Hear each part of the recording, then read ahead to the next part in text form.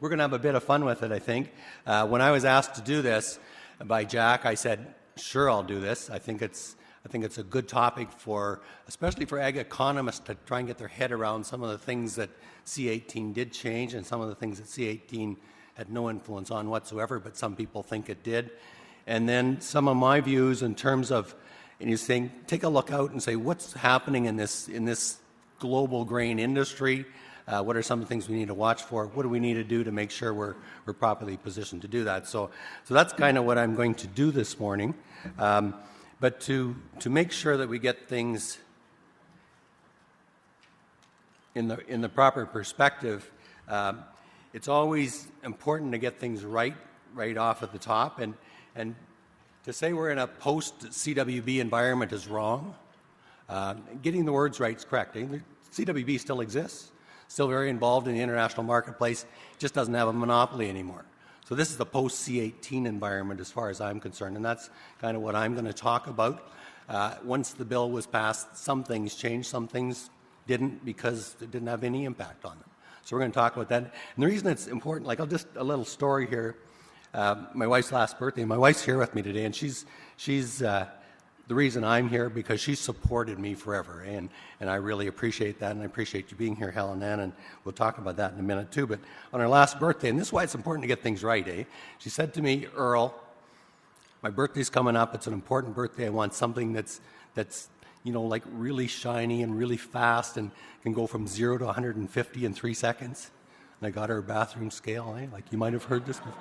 Shit, you got to get it right, Just didn't work.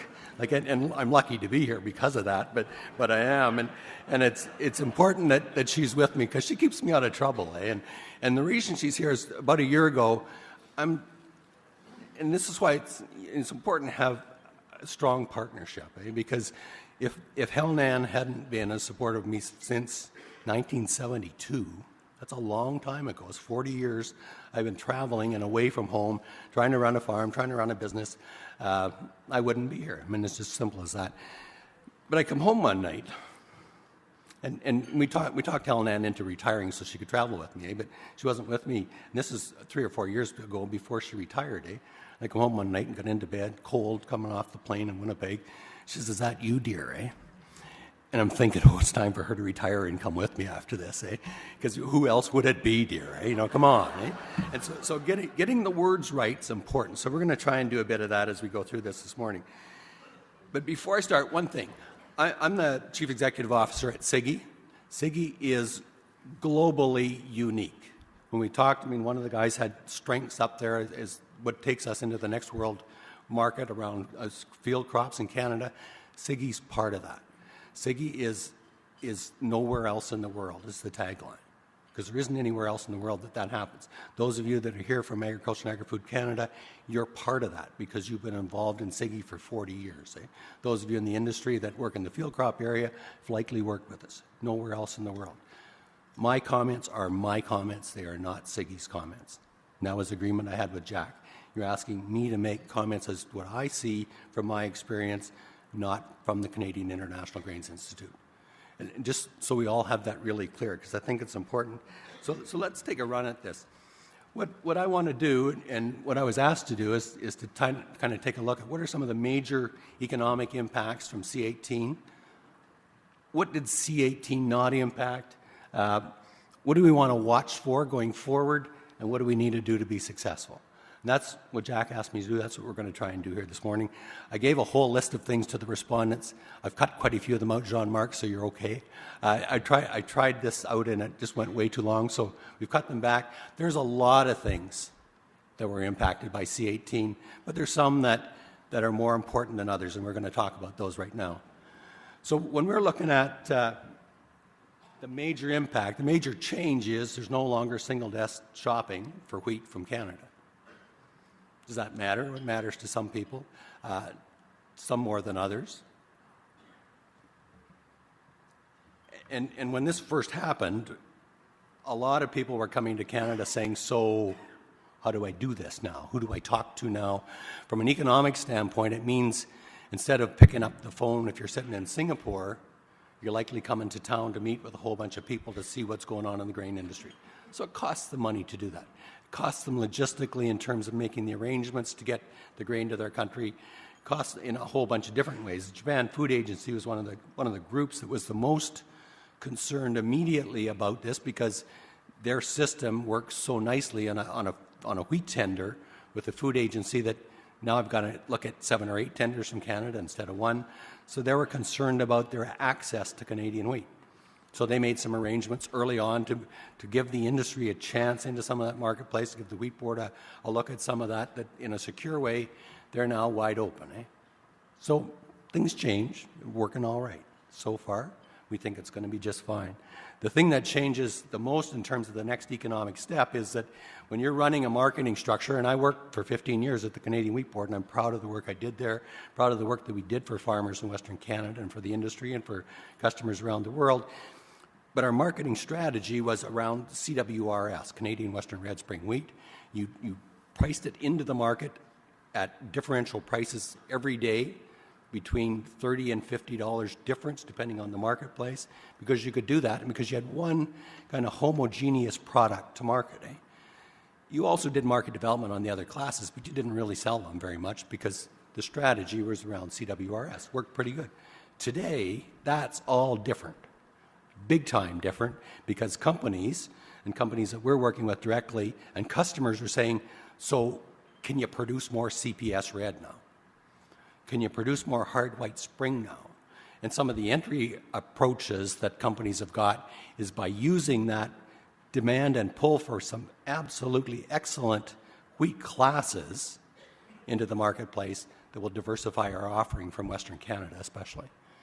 Big change, big economic change, certainly to those people that own the varieties that produce the CPS red wheat. We'll likely see that class move up to 4 or 5 million acres here in a very short period of time because it can in this environment. Will anybody make more money? Maybe not. But you're going to see a lot of diversity, so you're going to see some economic shift in how classes and varieties are marketed and sold in Western Canada. The opportunity in that variety-specific thing is also there because now a company much more easily can do variety-specific as its entry point into the marketplace. And you need to think about what that means to a company like Patterson Global Foods, for example. If they're wanting to carve out a niche and they've got access to a lot of the hard white wheat varieties, they can now do whatever they want in terms of pricing on those varieties to earn themselves a space in the marketplace. That wasn't possible before C18. Very, very different. Do people make more money? Don't know, and we won't know for a couple of years because the current price trends are just a bit crazy. I mean, lucky for Minister Ritz that you had a drought in the U.S. and you got $9 wheat. Otherwise, things would be quite different in this environment right now, and some of my comments might even be different. The other things that are significant economic pieces here is that in the previous pre-C18 world, Canadian Wheat Board would have had between $6 and $7 billion worth of credit borrowings through the course of a year, borrowing at the Government of Canada rate, so a pretty cheap rate, and being able to offer that back to customers at a reasonable rate, but they made money on that all the time. In this new environment, Richardson's owns all the grain that they buy from a farmer until it's sold and paid for. So the credit facilities in Canada have a much different approach to how you're financing grain sales. How grain comes into the system and how grain is moved through the system is different because of that. I mean, it's nice that the interest rates are as low as they are, but they're still high enough that there's a significant cost in credit. For some companies, getting access to $1 billion of credit through this current marketing year is a bit of a challenge because of their other debt loads that they've got. So this is, I think, one of the areas where, if you wanted to take a look, is what happened in the credit side of the wheat industry because of C18. Certainly some big shifts in how lending institutions work with the grain companies, certainly differences in how those profitabilities are put together for the companies, and the risks in terms of doing trades. A cargo that sits in a port that's got a complaint against it and not unloading today is costing a grain company a lot of money. A year ago, it cost farmers a lot of money. It's very different. And so one of the major impacts. The terminal elevator piece is a bit risky for me to talk about, even because I'm not in the grain handling business. But one of the things that we're watching pretty closely in our industry is now that you don't have a coordinated push against a sales program that can put grain wherever the CWB wanted to put grain, the terminal elevators become the ones that are drawing that grain into the system in Western Canada. Now, sure, we've got some boats waiting at the West Coast, but we've had boats waiting at the West Coast for many, many years. Is it any different now? Probably not.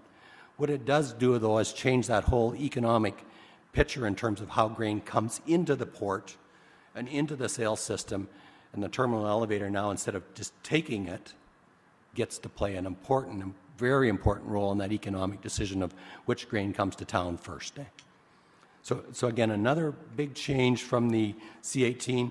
The last one, and there's many like this last one, OTA is ochratoxin. It's a carcinogen. We've got a bit of it in some of the grain we've got in Western Canada. Our biggest issue was with Italy. Now, comparing ochratoxin in durum wheat going into pasta and Italian wine or Italian coffee, no comparison.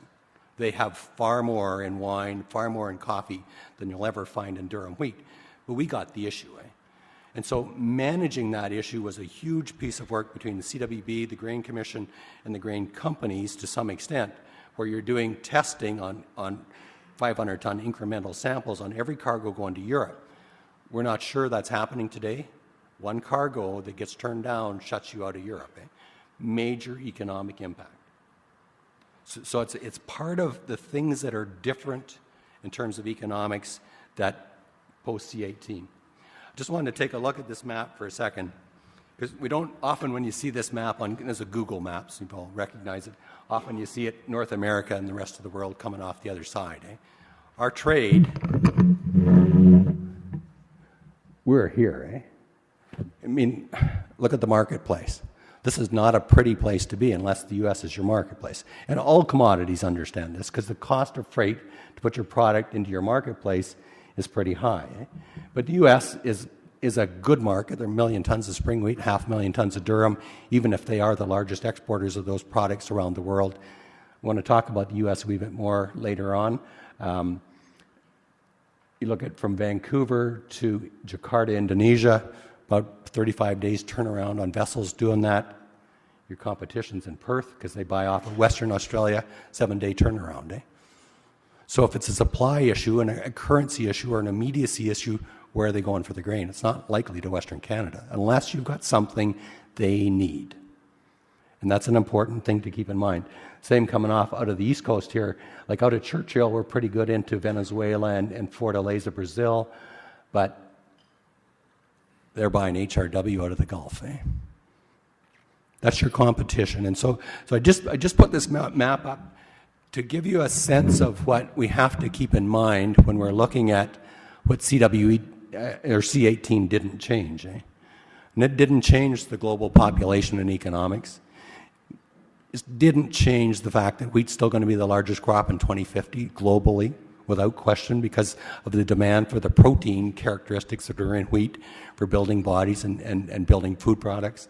It didn't change the significant investment that life science companies have made in wheat genetics. Most of that was made while the wheat board was still in place. Now, some people will tell you, no, we can do this now because the wheat board's gone. Well, that's just bull, It's not real. They made the investment because of wheat's the largest acreage crop in 2050, and they've already got corn and soybean tied up. So it's new. Weather still drives the market, not the CWB, except for durum, and we'll talk about that. Crop competition for acres is not changed by the fact that C18 was there. I missed one of the pieces in what C18 or what did happen, and that was wheat and durum. Spring wheat and durum prices have flattened out, and you can say, well, is that a bad thing? Well, certainly if you're a durum grower and you're getting $30 or $40 or $50 a ton less than you used to get because the wheat board did have some market power in durum, that's an issue. But what's really big in terms of economics here is this is a crop that has a potential market that's 2 million, 3 million, 4 million tons bigger than it currently is, but hasn't really been allowed's probably the wrong word, hasn't been able to grow to that market because of the price spread. Durum is the best, durum flour is probably the best ingredient there is to make yellow alkaline, white salted, Hokkien, ramen noodles. Where's the growth in the world market? It's not in North America. I mean, some of it is. It's not in Europe. It's where people eat noodles. Move from rice to noodles, rice to steam buns, rice to bread.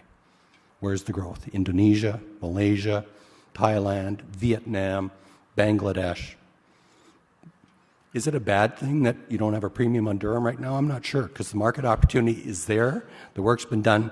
The innovation's been done. You haven't been able to complete the cycle, and that's what I'm going to end on.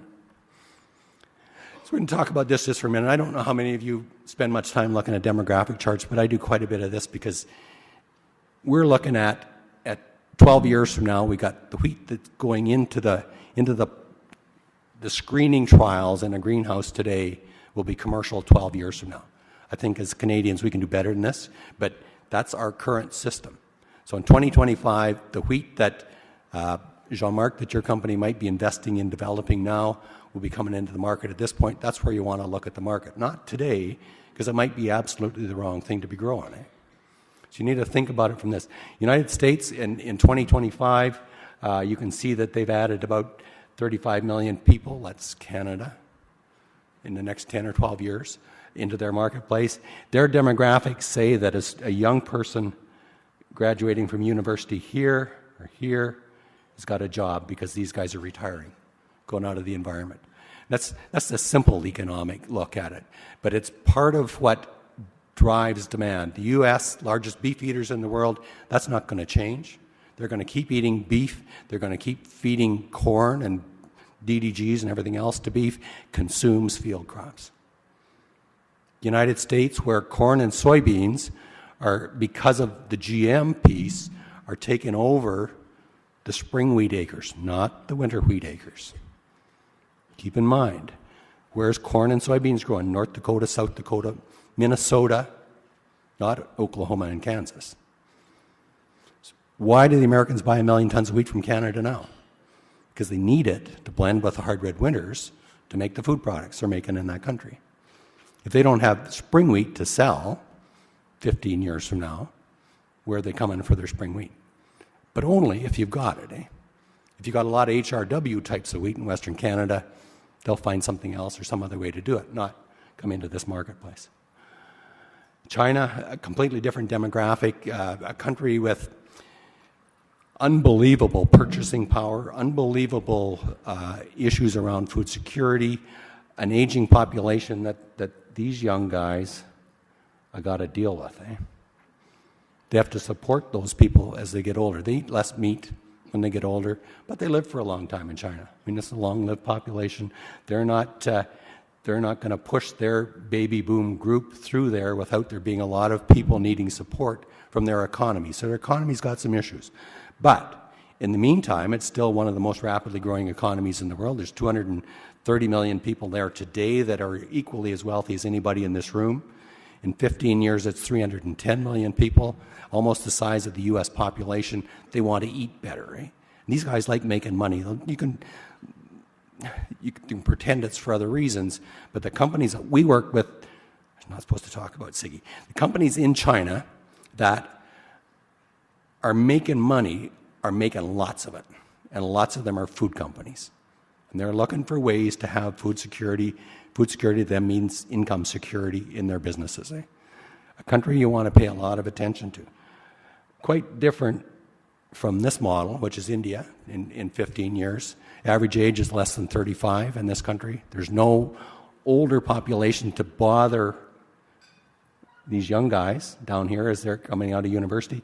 This first flush that's coming through now, like they built universities like crazy. They're training people, they're educating them. They saw what China got back from smart people, and they're moving in that direction in India.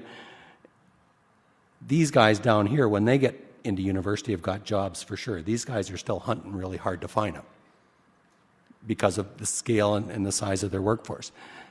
That all changes very quickly with the work that the Indians are doing. Here's another piece in India that's something that you need to watch, not so much maybe as economists, but just from an agricultural context, is when we look at climate change, this is a part of the world where if anywhere in the world nighttime temperatures are going up, This is where it is, eh? That's why lots of us want to go there in the wintertime, because it's warm, eh? 1.5 degrees is probably a 15 to 20% drop in wheat output. Right now there's 75 million tons of wheat produced there. You go up 1.5 degrees, they haven't got anywhere near enough wheat to provide that protein that they need in their diet. Will they stop growing wheat? Quite likely. What are they going to grow? Pulses, because they can. It's a very good protein. It's a very good food product. What happens to our pulse market in Western Canada 15 years from now if they're growing 10 million tons less wheat in that market and they're growing pulses? You need to think about it. It's just a little different way to look at it. Brazil, again, adding a Canadian population almost because of the rapid growth there in the next 15 to 20 years. And again, a country that eats almost as much beef as the Americans do, produces a lot of beef for export. Are they still exporting as much beef 15 years from now? Probably not. What kind of cereals do they need in that country to continue to feed their beef or their livestock populations so they can continue to be a major player in the beef industry? It's not likely what they're growing there right now. It's a country that's got to spend more time thinking about sustainability in terms of crop production than most of the regions in the world, because they've got some fragile soils in some of the regions that they're producing crops in. So they've got not a food security issue, because they can produce almost any kind of food they want to produce for their population. They've got a food sustainability issue, a production issue that they need to take into account as they move forward. So just a different course of action there. I'm going to go back. That's where I went. The other thing about India, and you all know this, you all read the magazines just like I do, and the stories that come out. The Indian population, because of this middle chunk that now has some money to spend, wants to eat better. So just like in Indonesia, which is the more rapidly growing population, the amount of fast food that's coming out is incredible. They can't keep up in Indonesia. It's the most rapidly growing wheat market in the world because of the need for buns for fast food. Big part of that shift from rice to wheat-based products, because they got money now.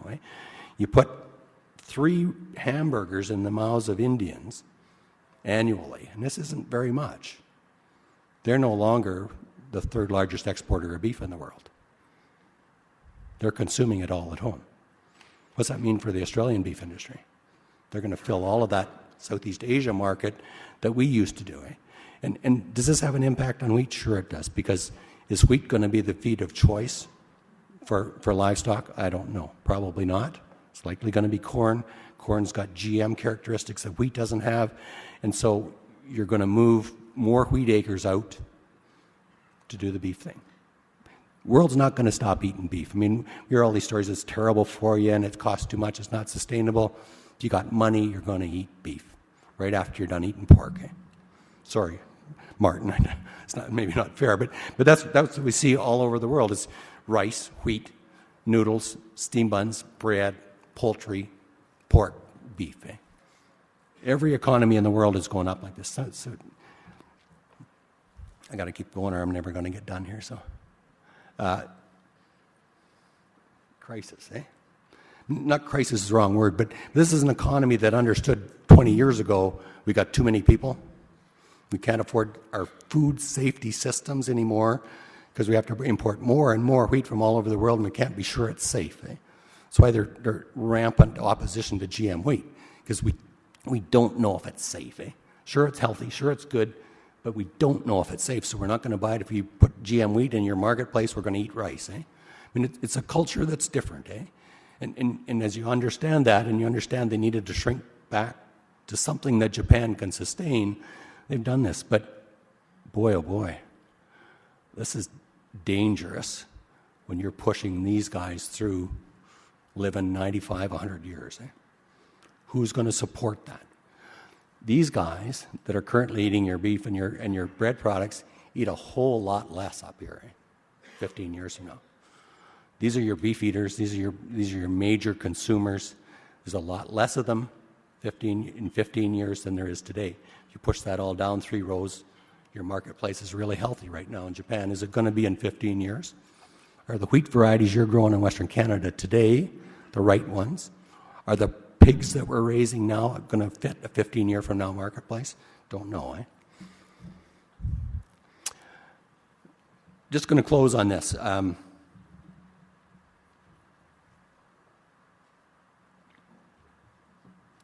most of what we hear in the marketplace is sustainability. So we're working hard on pulses, to promote pulses, because pulses create their own nitrogen. So you put a little bit of pulse in a package and you can put a green label on it. Sustainability is not security. Food sustainability is a whole different issue. Can we continue to produce this crop on this soil? Can we continue to produce these livestock in this region? A whole different issue than food security. Food security for the Middle East, North Africa, the MENA countries, highest unemployment for people under 25 in the world. Food security in this region is political security, political stability. It's nothing more than that. I need to feed my people so they're not in the streets. They don't have jobs, and there's not any really good prospects in some of these countries for jobs. We can't let them go hungry. So understanding that and understanding their need to have supply agreements, I think we could be a lot more innovative in how we approach our marketing plans in these countries. Central Africa, and again, Canada, and from my understanding, is almost absent, and shame on us in this region. This is one of the most rapidly growing. That whole equator region is where the population is growing the most, whether it's in Indonesia or Malaysia or in Central Africa, where some of the highest GDP is, higher than China right now. So you've got Chinese companies, European companies, American companies going in there like crazy, building food processing, building opportunities that we're sitting and watching, by and large, as Canadians. It's partly because we've got our sights focused on other pieces. Food security to many of these people, the people that are moving into that country, is I need the ingredients so I can continue to make a profit as I build my business in this country. For the countries themselves, food security is, we're on a roll here, folks. We want to continue this economic development. If I can't feed the people that are working in it and generating it, I've got a problem. So making sure there's enough for those countries is their issue. For the companies that are investing there is the right ingredient for the right product so I can continue to make money in this area. The third piece in this region that you want to keep in the back of your minds, and I'm not sure whether there's much economic study on this or not, and it's more anecdotal information that leads you down this path. We know for a fact in this region that women do all the work in terms of agriculture, in terms of the farming. They're the key people involved in this. Not only that, they have to find the water and they have to find the fuel to cook their meal when they get home at night out of the fields. They've got to walk further for the fuel, and it's very hard to find water there. So what are we doing here in Canada to generate their supper meal for them? So that using our water to produce the meal here, all they've got to find is a half a cup of water that's clean to prepare that product so they can eat it when they get home at night. They don't need as big a fire, they don't need as much fuel, and they've got a product that can actually work for them. Japan, we talked a wee bit about Japan. Food security for Japan is it safe? Nothing else, because they'll eat rice if they have to. Is it safe? One of the things that's interesting with Japan in terms of trade is going to be that for a Western Canadian farmer, 13 years ago, Japan's an important market when you talk about introducing GM wheat. Today, the premium's gone, so it's just a 1 CWRS market, and there's fewer people eating wheat in Japan. They probably don't play in the discussion this time. Played big time last time. So this whole discussion around genetically engineered wheat is evolving. The players are changing as we move forward with it. China, we've talked about. India, food security in India is enough protein to continue building the bodies so we can continue to build the economic activity that we've got. Certainly, there's a certain amount of high-quality ingredient demand in food security in India, but mostly it's can we feed people properly so we can get rid of this diabetes epidemic that we've got going. It's a whole different sense of food security, and that's not food sustainability at all. That's how do we deal with what's going on in our country. Last piece, and Doug, you and I have talked about this Doug Headley's a good friend of mine, and the one piece of economic theory that Doug taught me when I was working back and forth in Ottawa was when there's the most chaos and the greatest change, there's the greatest opportunity for profit. And we followed that, Doug. It's worked very well for me, so thank you for that. But in this piece around innovation, we just got it mostly wrong in agriculture so far. And it's nobody's fault, really, because what we tend to do is chase the easy stuff, Whether it's with government funding, because government funding wants to follow through with industry to something that'll happen quickly so they can say, look what we did, Or whether it's industry that's investing in things that are right next to the market. Like today, the food processing companies have backed off to the point where you've got to show them it actually works in the market before they'll put big money into it. So you've got people with shallow pockets trying to do the innovation. You cannot do that. It doesn't work. You've got to take those good ideas and stay with them long enough to position them properly. We've got to get industry to come back into the marketplace with money somehow, and I think that's by making the products more attractive or the process more attractive. You've got to get government funding that lasts more than a year and a half. Like, it's just nuts, You've got to be 5 years, 6 years, 8 years in some cases if the process is right to get to market. You can't take the easy way and expect innovation to happen. It just doesn't happen like that.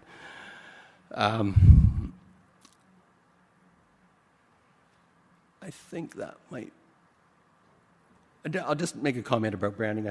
I know I'm like running on a wee bit here. And I can't help but refer back to my experience at the Wheat Board and certainly at SIGI is every experience I've had around the world, when we're talking about Canada and Canadian goods, whether it's pork, whether it's, Ted, the work that's been done in Russia with the high-end restaurants saying, this is the best pork in the world, and it's just earned a huge marketplace there. So I'm talking to Jacques Parmelot about that. It says, good on you guys for positioning properly there. When you look at our canola, like it is the world-class oil now. One of the pieces that if I got a choice between this oil and this oil, I'll take canola. That's what branding's about. But we should be doing that as Canada. So every product we've got, if a customer, and the customer might be buying 1 million tons of your product as an ingredient, if he's got a choice between that and Australian, that and American, that and Kazakhstani, he takes yours first. That's the premium. You moved it into the market. Look at where you are in that map. The premium for a Canadian ingredient getting into the marketplace is it goes first. It might not be at 5 cents more, but you actually moved it out of a destination that's the furthest from the biggest markets in the world that there are. You need to work together to do this. Our next program at SIGI is the Canadian International Wheat Milling Program. That's one we've done. It's one of our biggest programs. This year it's wheat and pulse milling. Link them. Maybe you should have a pork component to it, Dad. I don't know. But we need to start to brand as Canada, not as Alberta, not as Saskatchewan, not as wheat, not as beef, not as pork, as Canada. Because your desire, your need to be successful in this next environment is if there's 3 piles of whatever the product is sitting on the store shelf, the Canadian goes first. Thank you very much.